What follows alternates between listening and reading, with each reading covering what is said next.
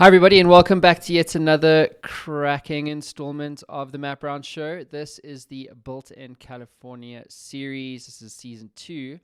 Looks completely different, a lot better.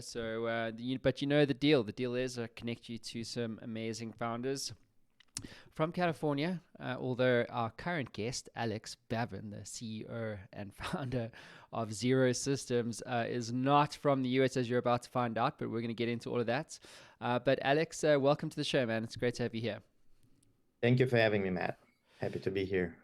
No, dude, like the privilege is all mine, man. You're doing some amazing things. I've obviously had a chance to get to know you and, kind of poke the Xero business with a bit of a stick. I didn't get bitten, so that's good news.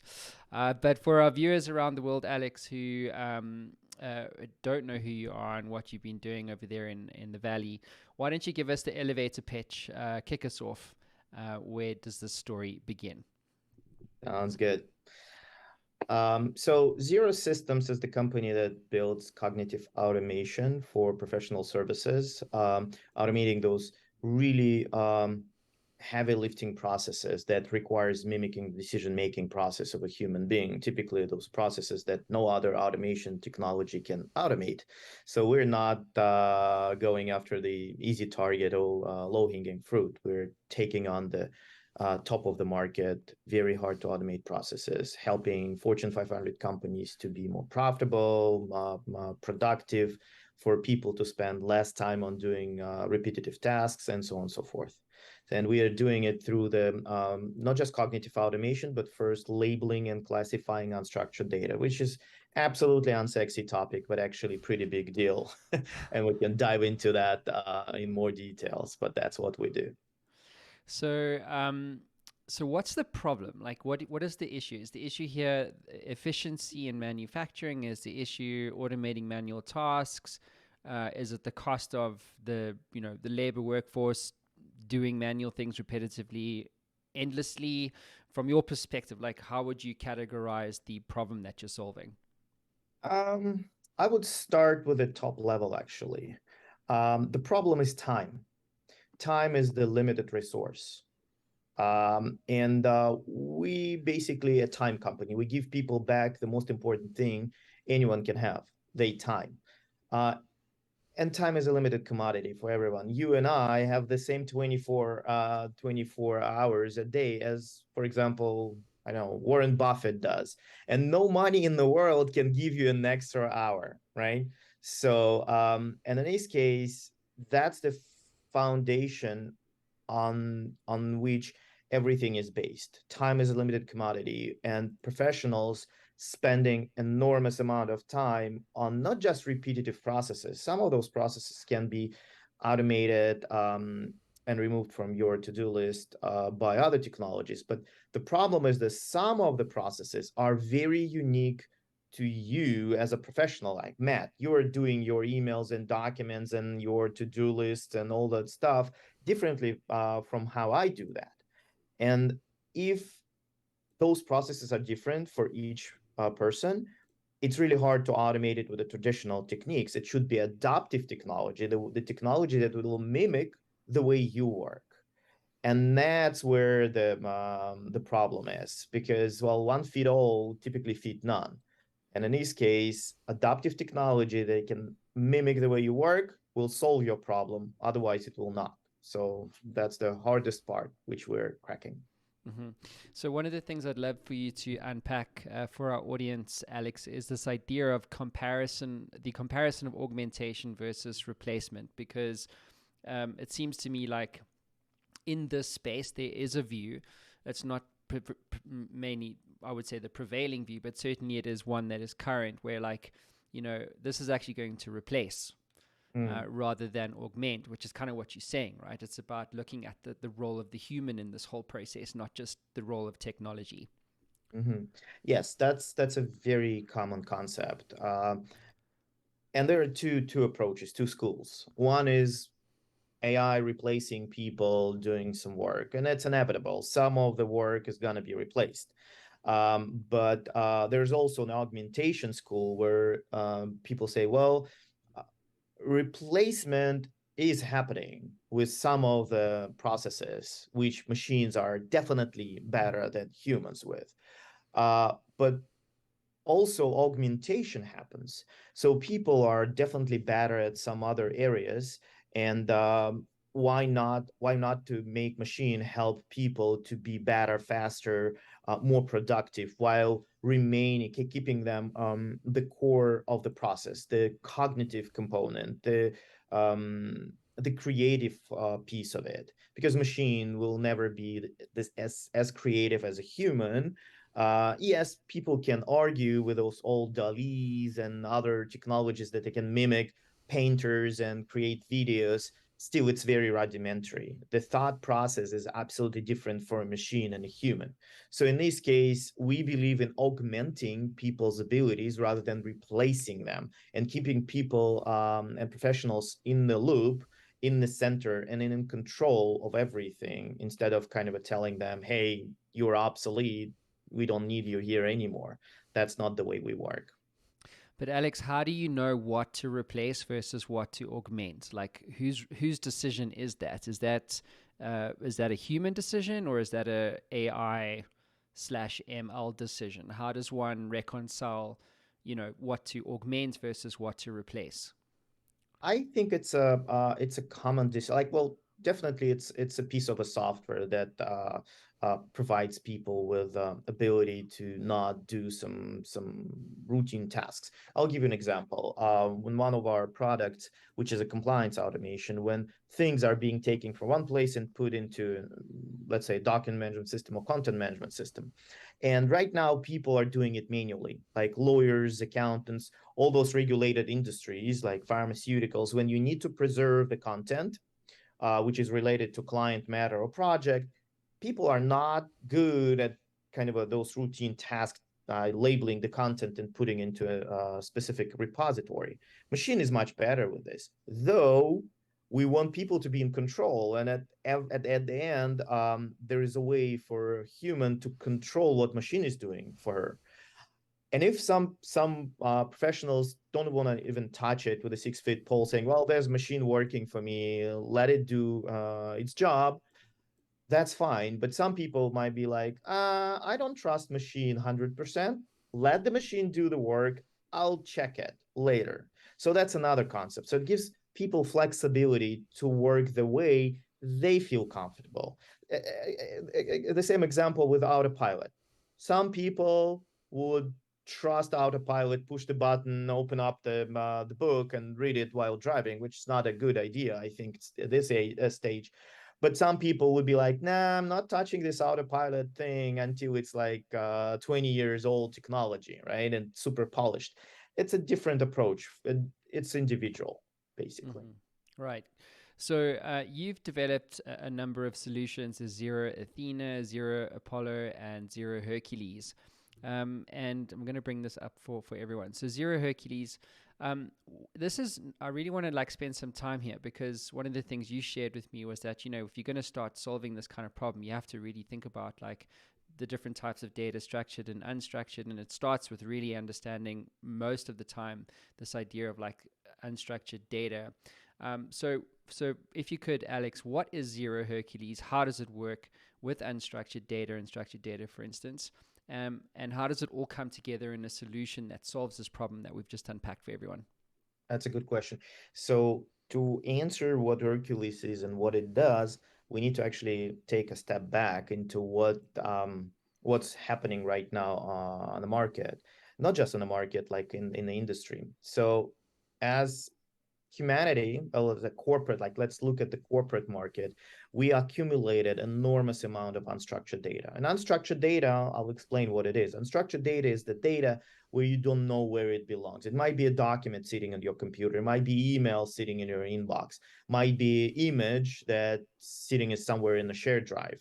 All those things that you don't know where it belongs until you open it up and you actually read the content. That's how we human, in our brains, we classify and label information. We open it up. If I just show you the icon that says 123 dot doc, you will not be able to tell me where it belongs. But if you open it up and you read it, you'll say, oh, that's the client A matter B, right? Or project C. So that's kind of what unstructured data is.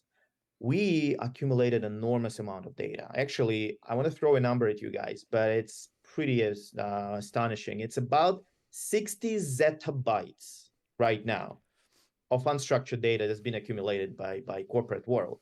When I first heard of zettabyte, I thought it's a name of a villain from a comics book, right? But actually, it's a number. It's 1 billion gigabytes.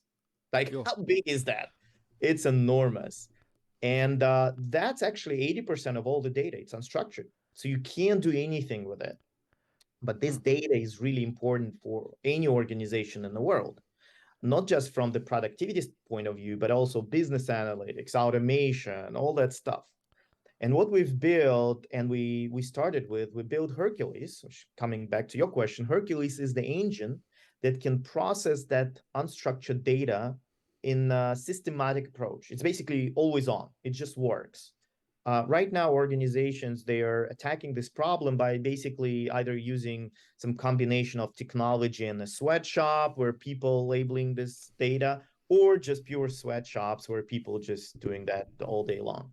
We turn it into upside down and into the automatic mode. You turn on Hercules inside your security perimeter as an organization, your data starts being classified and labeled. And then you can apply automation on top of it. For example, if you know where the document belongs, what client and project it belongs to, you can, automation module can take that document now and safely place it in a specific location where another automation module can pick it up and process it. For example, extract a due date from an invoice, or extract the amount from a contract, and so on and so forth. So that's kind of a chain reaction of things that can happen once the data is classified. And I was saying it's very unsexy because, like, literally no one wants to talk about the data. But importantly, data is the new oil. And organizations are sitting on those huge data swamps that they accumulated and adding layers on top of it every day, more and more to those data swamps. And they can't turn it into some useful things. They can't extract value out of it. They cannot turn it into electricity, basically, to power up the business applications, business analytics, and so on and so forth. So it's a steam power age we're in right now, because we can't take value out of that crude data oil thing that they're sitting on top. And that's what Hercules is designed for, to process that crude data and turn it into electricity. Hmm. So there's all this data, just to repeat back. So there's all this data out there. A lot of it's unstructured. Businesses they don't need data. They've got so many cases, I suppose in your case also, like, I mean, I'm going to ask you now who's this actually for? Because like the Matt Brown show's got a lot of data, but not as much as like a Fortune 100, company as an example. But what I'm hearing is, Alex, is that there's all this data, and companies are sitting on this, and they don't know how to unlock equity or value from within this data, because a lot of it's unstructured. They just don't know what to do with it. You come along with Hercules, and you're able to effectively make sense of this unstructured data, and make it and really transform it from being essentially a sunk cost around data management and infrastructure, and turn that into a strategic enabler of business value. Yes, that's exactly what it is. So who is your customer then? I mean, is this for a small business, or is this for like an enterprise? Or is it everybody in between?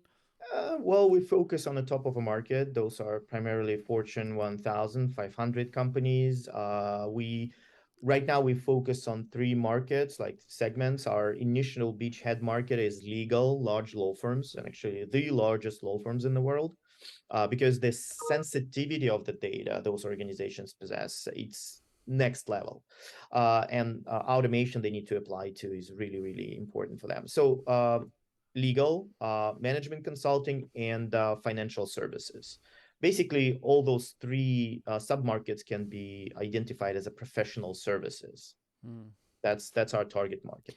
Yeah, and law firms tend to print a lot of stuff. Like, Not anymore, but they generate enormous amount of data. mm, Those organizations, they live and breathe with data.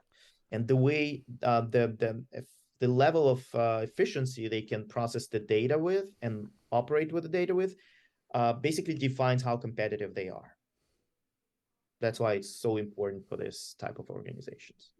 So Alex, what does the ROI look like for a company? I mean, if you're able to make sense of the data and transform it into a strategic driver of value, as we touched on, like what kind of ROI can a business like a law firm generate?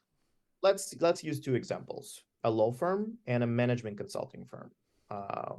Both clients of ours, and they one of them just published the case study with real ROI numbers.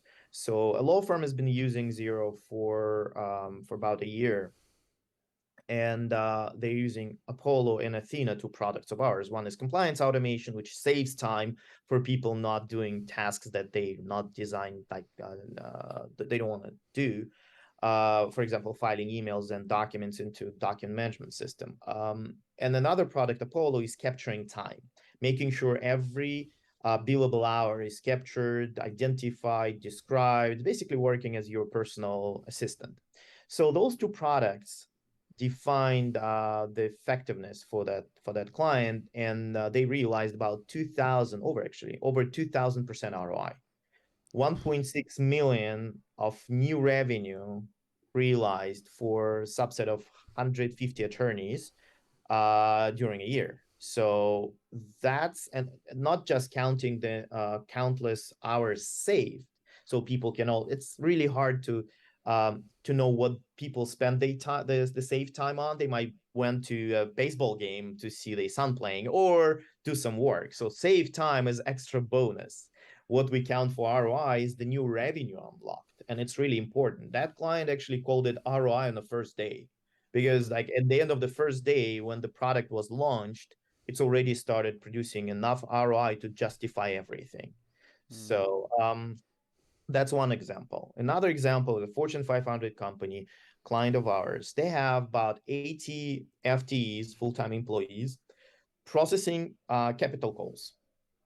Capital call is the basically glorified invoice when the one fund sends it to the limited partner saying, hey, now you need to transfer money because we're making an investment. And they are managing funds for large organizations.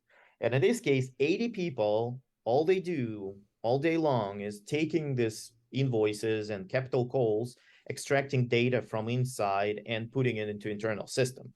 With our products, they don't have to do that. And those are highly trained financial analysts. Like, why would they do that repetitive work instead of doing some meaningful stuff? So in this case, it's about $10 million saved a year. And ROI is over 5,000% here because, well, the software can process enormous amount of information. And all they need is a couple of people to double check it later. Instead of 80 people, they need to just two to do the kind of a supervision instead of doing it manually all the time. So, and with automation, it's basically different ROI for different processes. Some processes might be very expensive, some processes might be less expensive, but still very important. It's really hard to calculate average ROI, but overall, it's hundreds and thousands of percents instead of just small incremental changes. Yeah, that's really awesome. I just wanted to maybe touch on something here around integration because up on your site here, it says, automating key business processes begins with teaming up with the right integration partners. Why is that the case? Because I keep hearing about automation. Automation seems like if you're in the AI space, like it is all about reducing manual tasks, creating strategic or sense out of data to create strategic value and things like this. But from an integration perspective, it's not really obvious that you got to have great integration partners. So I'm curious for you to unpack that for our audience around the world, Alex. Like, why does this integration ecosystem type point matter so much in this context? It's actually one of the most important components, which sometimes being overlooked. And in order to answer that question, let's start with comparing software and automation. Well, of course, automation is also consists of software, but two concepts are very different. So software is something that you set up that produces the results, the work, and provides you with the workflows and so on and so forth. Automation is typically something that sits on top of your software, not replacing it, but augmenting it. That's the concept that we discussed previously, right? Not replacing, not making you change the way you work, but augmenting it. And in order to augment it correctly, it needs to be connected to that software that you're using right now. So, because it's a part of it, it's not replacing it. So, for example, if you have a time and billing system, let's say you're an accounting firm, you have a time and billing system, and it's been there for 15 years. Yes, sometimes those organizations run on the software that's 20 years old and 15 years old. It's like everywhere. It's connected to everything. To replace it's literally impossible if you want to replace it with another piece of software. But if you come in with automation, you need to set it up on top of it, making sure that this old software works like new with all those techniques you can provide.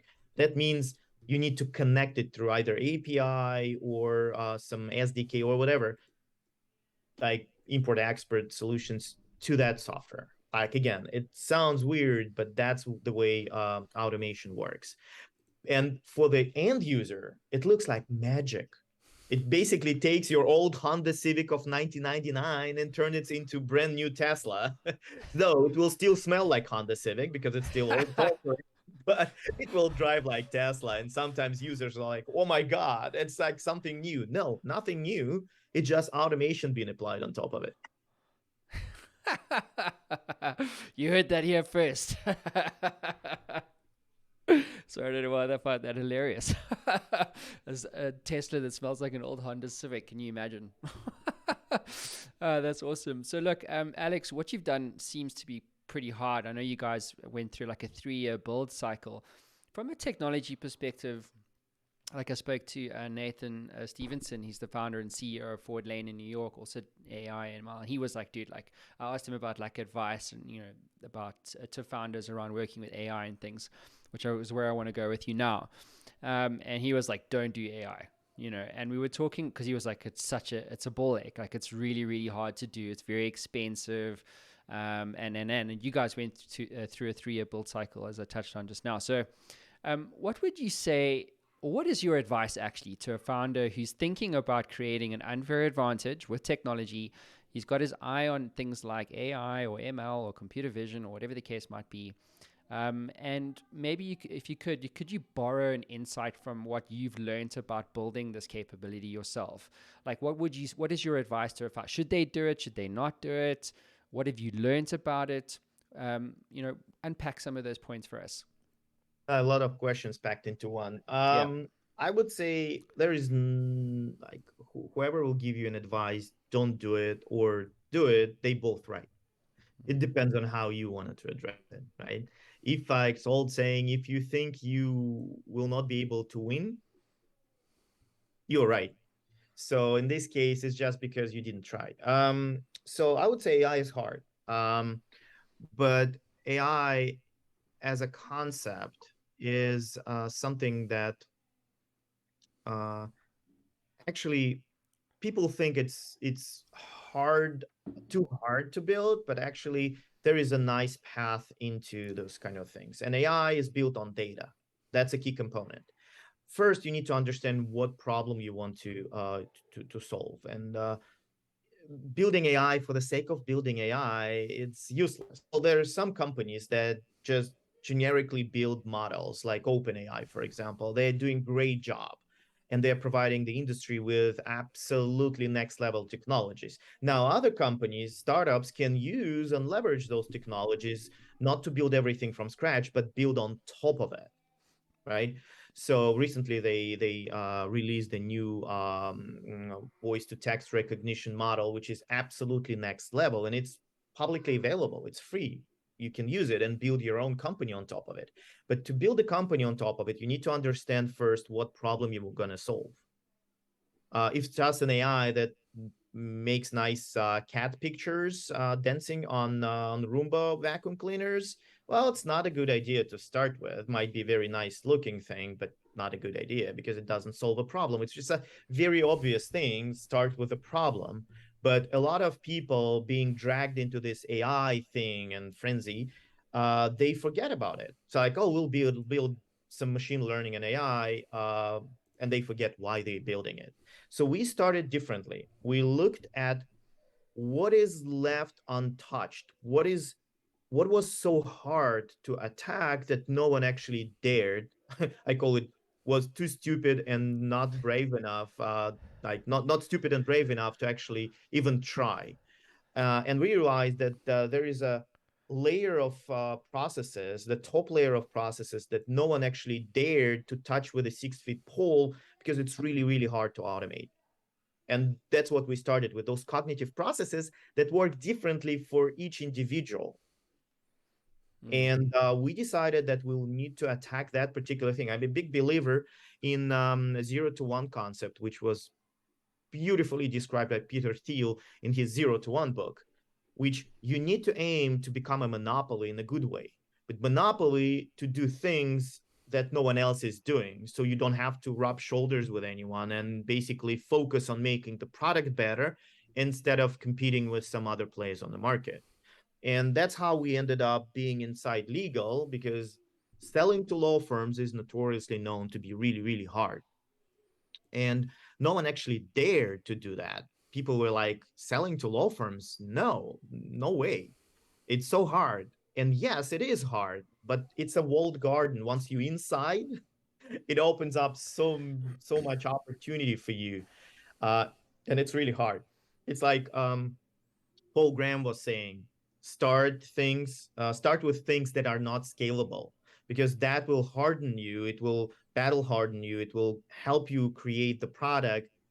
And a lot of companies I see right now, they try to find the low hanging fruit.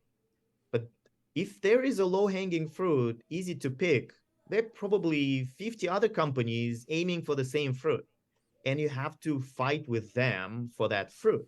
If you go around and try to find something that is really hard to pick, no one else is willing to do, and you work your way through those obstacles, you become a monopoly by design, that you can now reinforce your products and be better at it. Mm-hmm. Alex, I'm very curious to maybe talk about strategic partnerships here, because even if you've built a great product, which you guys have, like there is also like the go-to-market piece here. And I know that you are working with the likes of Gartner and Forrester to basically, unlock the enterprise segment. I'm curious, what is the role of a strategic partnership for a startup such as Xero, who solved a hard science problem, who gets ROI like 2000% for an enterprise customer? In that context, what is or how important is the strategic partnership value driver for you guys as a startup? Absolutely crucial and very, very important. So there are two elements that any startup. Sorry, you go ahead. So there are two elements every startup has to unlock. And a lot of companies focus on one, product market fit, but they forget, especially enterprise companies, they forget about the second component, go to market fit. It's not just important to find the market and the product and help your clients to unlock the ROI. It's also how you scale it to dominate the market. And that's where partners come in, because no one can help you to unlock the product market fit. You have to do it on your own. But partners, especially if we're talking about enterprise market, partners can help you unlock the go-to-market fit, how to distribute the product faster and cheaper. Because it's not enough just to sell products. You need to sell products that are scalable, that are profitable, and you don't have to grow your headcount in order to support that growth that dramatically. So in this case, distribution partners, and we signed some of the largest organizations in the world as our distribution partners. Embeddable partners, when you potentially can, and those are varieties of those, when you can take your technology and put it somewhere as white label or branded by and powered by, or so on and so forth, to actually make that penetration faster and better. Or management consulting partners who actually do those projects for your clients. So they can take your technology, someone else's technology, combine it into something on a project base, and then deliver it to a client. That's where scalability is being unlocked. Otherwise, you have a risk of staying a small niche player without going horizontal play at some point. That's what every enterprise company should be aiming for. Start vertically with a beachhead market. It's really, really, really important to win a beachhead and then go another beachhead, but then at some point, with the help of partners, go horizontally to actually achieve this go-to-market fit at some point. So I haven't heard of that idea before, go to market fit. But by the way, I absolutely love it. So there is a great book. Actually, I would suggest the book to the audience. Bob Tinker, amazing guy. Mm-hmm. You should interview him. He's absolutely amazing. He was the CEO of Mobile Iron, one of the best MDM companies out there. They went public, sold it. He wrote a book called Survival to Thrival, and he describes this concept, go-to-market feed, beautifully. And it's basically a to-do list for any enterprise software company to go through. Amazing book, really kind of concise, to the point, absolutely next level of importance for enterprise software companies. Go to market fit. I love that. I've got it up on screen for everybody. Survival to thrival. So I'm curious. How do you know when you're there? Like, how do you know when you've arrived at go to market fit? It's really hard to explain. You need to feel it. It's basically like you feel someone is kind of grabbing you by the nose and dragging you in. You can't resist, right? It's the feeling when basically one client introduces you to another client without you asking for the introduction. And that happens regularly. It's not just one or twice. It happens when people in the industry talking about your company and your product saying, hey, these guys are doing a great job. So it's really connected to another really important term for enterprise software companies, referenceability. And of Mm. course, there's a great book by Jeffrey Moore, Crossing the Chasm, that describes that beautifully. Um, but basically you have to feel it. When one client tells another client that you have to do that with these guys because they product, they solution, they approach is absolutely next level. That's where you feel like the product market fit has been achieved. Mm. One of the things is just reading the synopsis here. Let me bring it up again, which I'm curious to get your view on. He says, yeah, common wisdom on product market fit is not good enough to unlock growth. Curious about what your views are on that, Alex. What would you say is a prevailing idea about product market fit?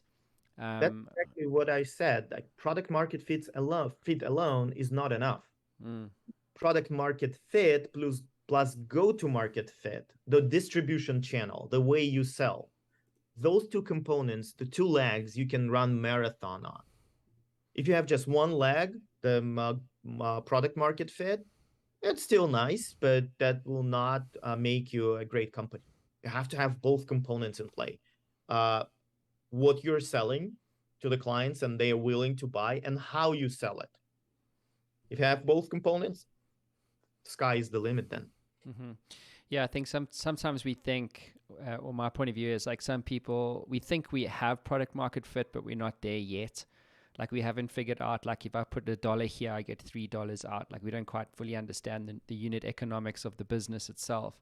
And I love what you said about it's like a sense that you get. And I know that to be true. So like I know what it feels like when you don't have it. You know what I mean? Like just the feedback and like the conversation you're having with customers and your team. It's like a certain type of conversation. So you know intuitively like it's not the right. And then when you find it, then you compare that conversation with your team, with your customers, even with your investors, and then it's like I've just found that now with this fractional chief media officer story, just for the Matt Brown show. Mm. I found that too. Like for like 2 months, it sucked. It was horrible. Like I was having like this super. Like when I first met you, I was going through this process. And now it's like it's different. It's a thing that you get. Like things just start to build momentum and they start to work, and then suddenly it's like, oh snap, like we're there. And I had that before in my previous company when we were doing. We were basically doing a media company that generated sales qualified leads, and we started doing MQL, so just top of funnel leads, and then sending them to the clients, and the client was like, no, these leads suck. And then we were like, well, what's missing? And so we introduced an outbound team that would then vet the leads based on pre-agreed criteria with the client.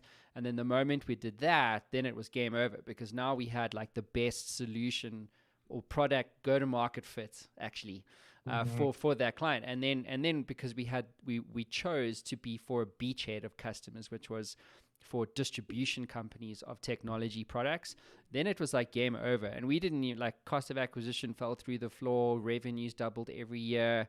And that's what I mean when the sense that you get, and I agree with you here, is like it's just that's when you know, like, you're there. You're right. You're right. And that's exactly what it is. So I've seen a lot of people struggling to find product market fit, but actually they found product market fit. They just didn't realize they did. And what they lacked is a go-to-market fit. And when I was talking to them, like, what's going on? It's like, oh, it's so hard to sell. Well, you're selling. Your clients are buying. That means you have a product market fit. Even a blind squirrel can find a nut once in a blue moon, right? So you found that nut. You're not a blind squirrel anymore. You found the nut, but you didn't figure out how to sell scalably. That's what you didn't find, and it's not a product market fit. Don't confuse two things.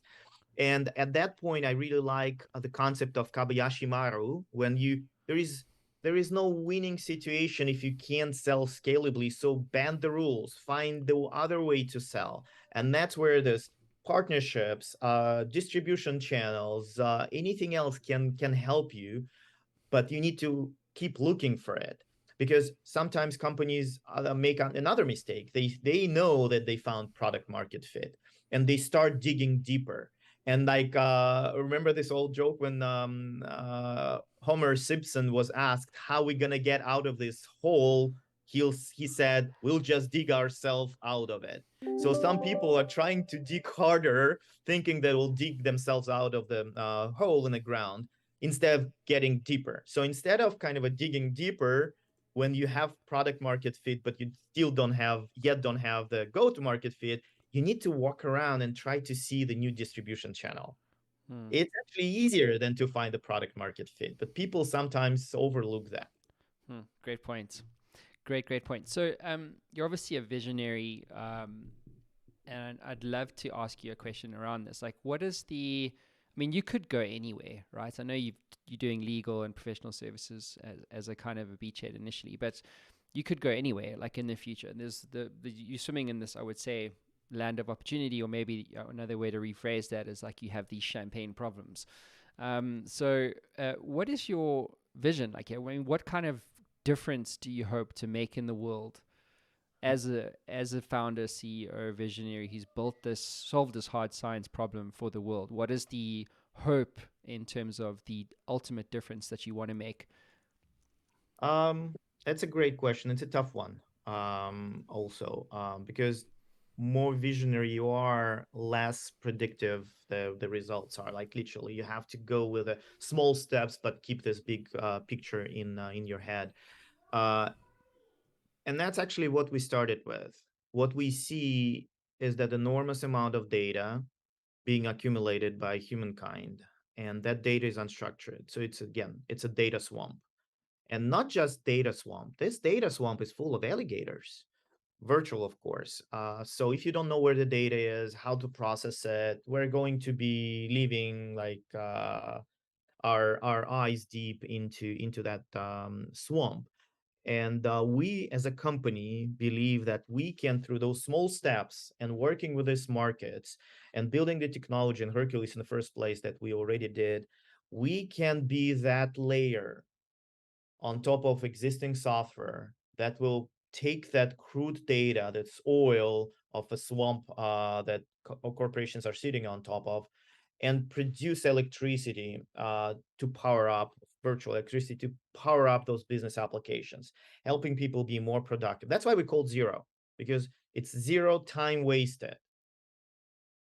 And it's really important. And zero as a name, as a number, was really significant point in humankind history. Zero is the first number that unlocked the creative thinking. I'll explain why. It unlocked the abstract thinking.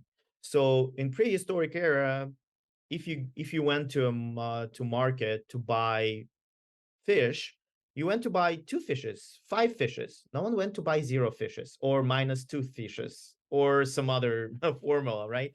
So when humanity came up with a zero as a number, they came up with abstract thinking. We as Xero, as a company, Xero Systems, we want to bring this new system of operating with the data. And I want to highlight it with a story. In 1895 in London, like over 130 years ago in London, there was an article published called Big Problem of Horse Manure of 1950. So scientists and journalists, they realized that the amount of transportation London needed in the next 50 years, and because all the transportation was based on horsepower, the number of horses would increase so dramatically in the next 50 years that the Londoners, like the London streets, would be filled with horse manure up to 9 feet in height. So that they called it horse manure problem of 1950. And they're really thinking of how to solve the problem. Little did they know that in 15 years, cars would replace horses and the problem would disappear. So right now, and it became a joke, but right now we are, as a corporate world, we're in this horse manure problem of data. And there would be a car appear that will completely eliminate that problem because it will turn it around. And we hope that Xero Systems would be that layer that will help to solve the problem. That's our big vision. Very interesting, mate. Very, very interesting. I'm going to have a bit of fun with you now, Alex. So I'm going to give you the keys to the Matt Brown Show time machine, and I'd love for you to go back to like day one, which is some time ago now. And I'm curious to get your view on like what advice would you give yourself on day one if you could go back in time and say, "Hey, Alex, here's my advice to you about building Xero." What would that advice be? Hmm. Uh,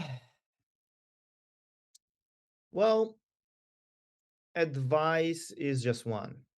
Well, I would not do anything differently. I would just spend less time and be less focusing on things that now, hindsight 2020, looks like they were not worth it. So one of the key advices would be keep going, always keep going.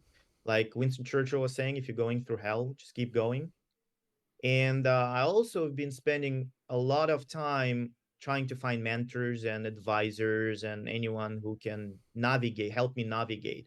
It's important, but I overestimated the importance of it. Of course, there were a couple of people who actually helped us navigate the company the right way, but mostly I realized that the best teachers for a CEO are stress, deadline, force majeure, and deficit. Those are the best teachers, not anyone else. I'm gonna tweet that shit. So, Alex, question from my side: what would you miss if you were not doing what you do? Like, if it all came to an end, and I'm asking that question uh, because as of that quote from Winston Churchill, like, if you're going through hell, keep going. I think a lot of people don't, they quit. Like, they're like, yo, it's not worth it. And I think, I spoke to this other founder recently, and he was like, I have more bad days than good days. Like, who chooses that? And in other words, like, you're a particular type of person that chooses that. So, what would you miss if you were not? Entrepreneurship is living a few years of your life like most people want so you can spend the rest of your life like most people can't. So to me, it's all about this. I, myself and my team, we keep walking, we never give up, so we can achieve something that no one else can achieve. And that's the moving target. And that's something that you realize. Your goals, your desires, your way of thinking, hey, we want this and we want that, and you achieve it, and the target has moved. It's like a horizon. You always chase a horizon. You can't reach it. Mm. You have to be a specific mindset to actually be absolutely nuts to do that. But also getting so much joy and feeling so committed to it that it gives you the purpose in life. And I know it sounds like too vague, but actually that's what's driving startups. This never ending chase of the horizon. That's why startups, when they get to the scale and they sell and they go IPO and so on and so forth, we see founders start another startup. They start another thing because that's the drug. They like, you know, this adrenaline junkies. That's a different type of kind of a addiction. You have to build things. You have to see things change and being born and evolve and produce value. That's our drug we're using, the value that we provide, and seeing people using it and lives being changed by something that you've built, and your team has built. So it's absolutely different mindset, Mm. and you just can't stop. Yeah, I put a YouTube video out on that. It was called "The Imaginary Finish Line." Mm-hmm. To echo what you said, because it's like when do you like retirement doesn't like it's such a dated concept. Like it doesn't exist in the mindset of like a visionary founder, you know, or an entrepreneur. It's just like doesn't happen. You will always start the next thing. I think to your point, though, a lot of people don't think about what happens after they sell.